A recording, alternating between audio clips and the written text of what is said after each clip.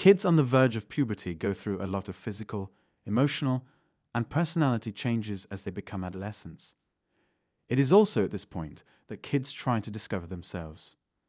Today, we'll be taking a look at the disturbing story of a teenager whose personality changes led to the murder of her entire family.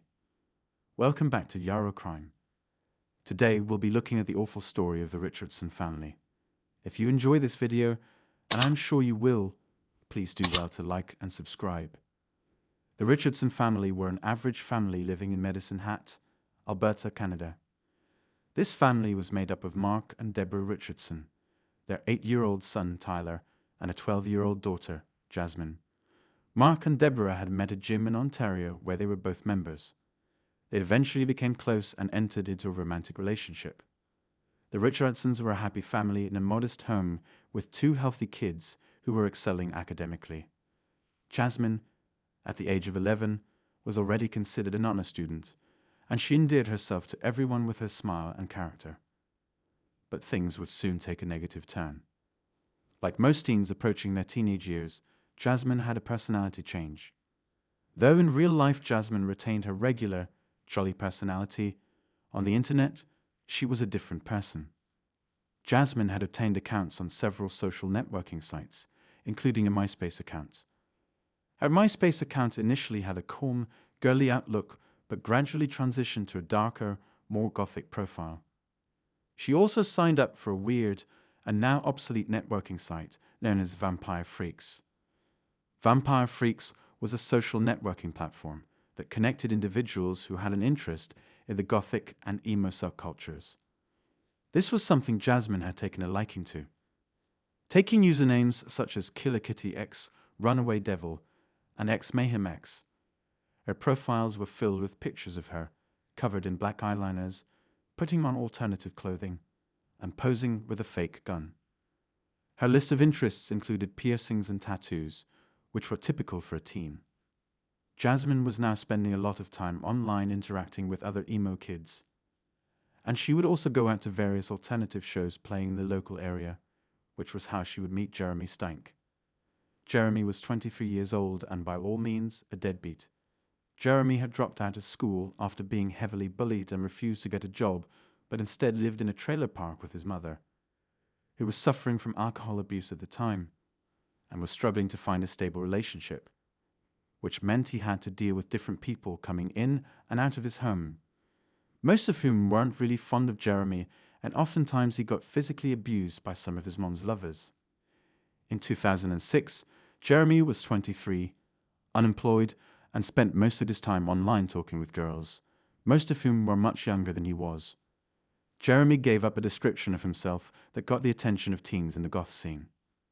Jasmine met Jeremy at one of their local rock punk shows, and she lied about her age, claiming to be 15 when in fact she was just 12 years old. Her being 15 also meant she was a minor, but Jeremy always preferred younger girls because they were easier to manipulate. She also lied about her age on the various social networking sites that she had created accounts for. Over the next couple of months, Jasmine and Jeremy grew closer to each other as they would speak very regularly, and it was quite obvious that Jeremy had started rubbing off on Jasmine. Then their conversations took a romantic turn, and it seemed like the two had eventually become a couple. Jasmine's parents eventually became aware of their 12-year-old daughter's relationship with an adult, and like any good parent, this did not sit right with them. They became terrified, and in an attempt to crush the relationship and deal with the situation, they grounded Jasmine and took away her computer, hoping that things would die down. They eventually gave her back her computer, and as you would expect, she couldn't stay away from Jeremy, so the two secretly reconnected and tried to be as careful as possible to avoid being caught. Jeremy appeared to be very upset about Jasmine's parents getting in the way of their relationship, and he even wrote a poem as regards that. They had the notion that they could not be together as long as Jasmine's parents were in the picture, and they would joke about getting rid of her parents and running away together. Jasmine would often talk about how much she hated her parents and how she missed Jeremy enough to kill anyone. She spoke about having a plan to kill her parents and running off with her lover. The 23rd of April 2006 was a chilly weekend in the spring, and seemed like any other Sunday with different families going about their business. One of Tyler's friends decided to check on Tyler at his house, but upon getting there, he knocked and no one came to answer, which was quite unusual for the Richardsons, as they were always home on Sundays and their car was parked in the driveway. After knocking for a while without getting any response, the kid tried to peek through the basement window, only to see a body that appeared to be lifeless. Shocked, he ran home to his mom to report what he had seen. His mother immediately alerted the police.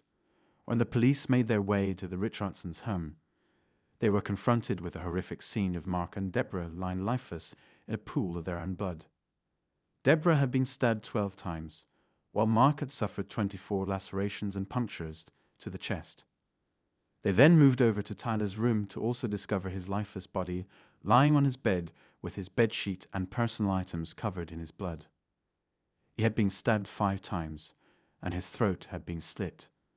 The police scanned through the photos and noticed from the family photos that they were a family of 4, so the question on everyone's mind was that of Jasmine. The police initially assumed that their home had been invaded and that Jasmine had been kidnapped. Working on this assumption, the police declared Jasmine missing. They began investigations and requested access to Jasmine's school records and locker, but made a very disturbing discovery. Jasmine had made a comic that portrayed a family of 4 going for a walk, with one of the family members going into Jeremy's truck to pick up gasoline to set the others on fire. Upon discovering this, along with other evidence such as emails and texts, the police were able to paint a different narrative and switched their investigation, trying to find out who Jeremy was, as he was now a suspect in their investigations. They eventually discovered the suspect to be Jeremy Allen Steinck. The news of the suspected couple soon hit the news, and now the police were on the lookout for Jeremy and Jasmine. They were eventually spotted at a gas station less than 100 miles from their home. They had apparently been chilling with their friends, who had no idea of the atrocity they had committed. The two initially laughed to their friends about killing Jasmine's parents, but the friends didn't take it seriously until they saw it on the news, after which they alerted the police. The two were eventually apprehended in Jeremy's trailer and taken into police custody. It wasn't too long before they threw each other under the bus. Jasmine claimed to have never intended for Jeremy to kill her parents, and she had just joked about it by saying she didn't think he would go through with it, while Jeremy claimed to have been manipulated into committing the crime. Moving back to the day of the crime, it was the night of the 27th of April. Jasmine quietly let Jeremy in the house and then creeped back upstairs. Jeremy made his way to the basement, where he saw Jasmine's mom doing the laundry. He then stabbed her multiple times, but the noise of the struggle got Marc's attention, who rushed down to see a strange-looking man with a mask holding a knife and his wife, who had been stabbed multiple times on the floor. He then attempted to disarm Jeremy, but he failed, and it resulted in him getting stabbed multiple times. The two had initially planned that Jasmine would take her own brother's life, with Jeremy claiming that Jasmine had killed her brother all by herself, and Jasmine claiming that Jeremy encouraged her to do so. Afterwards, Jeremy left the house, and Jasmine boarded a taxi minutes later to meet up at the hot trailer. The two were seen later on kissing, smiling, and bragging about killing her parents. Jasmine and Jeremy were tried separately.